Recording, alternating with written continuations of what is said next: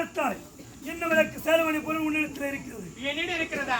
அப்பா, என் கவர் கட்டிய தானியும் நீங்கள் குடித்த இந்த உயிரை தவிர என்கிட்ட எந்த பொருளுமே இல்லையப்பா. நீ உடைத்திருக்கின்றாய உடை யாருக்கு சொந்தம்?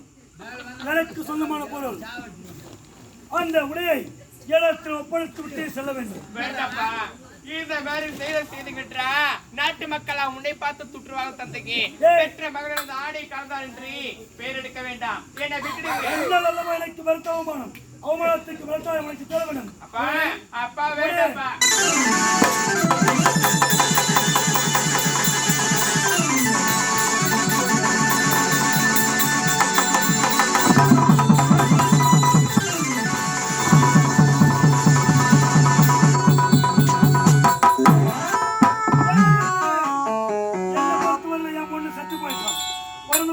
என்ன வரும்? என்ன பறந்து போன கோழி?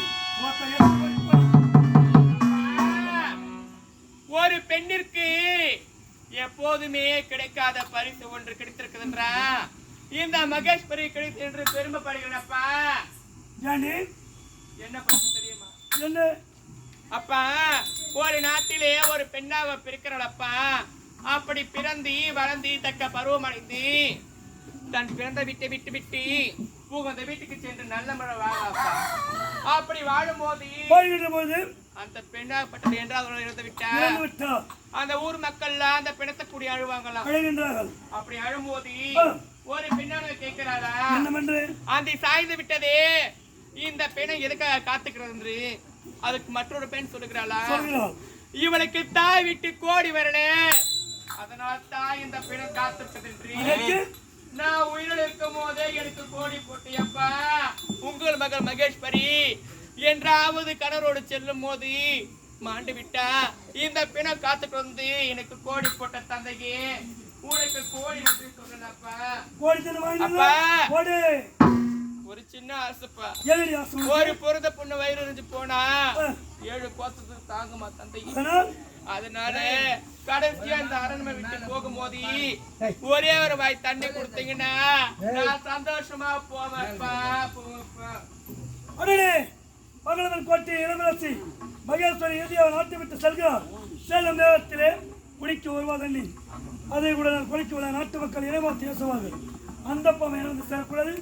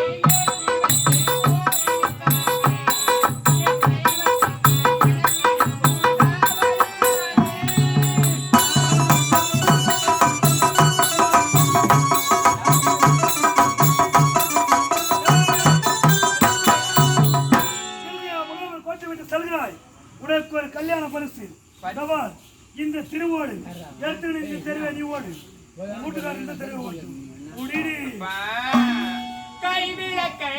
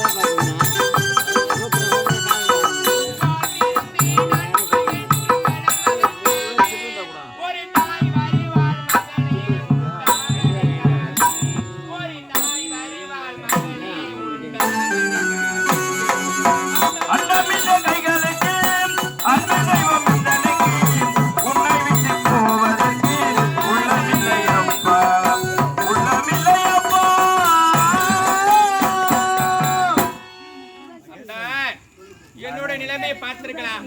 இப்பேற்பட்ட நிலைமை எந்த பெண்ணாருக்கு நேரிடுமா? பெற்றெடுத்த தந்தைக்கு உரிய மகளாக பிறந்தவள் இப்படி எல்லாம் வாழ வேண்டும் என்று நினைத்திருந்தா என் வாழ்க்கையை நிலைமாடிவிட்டது.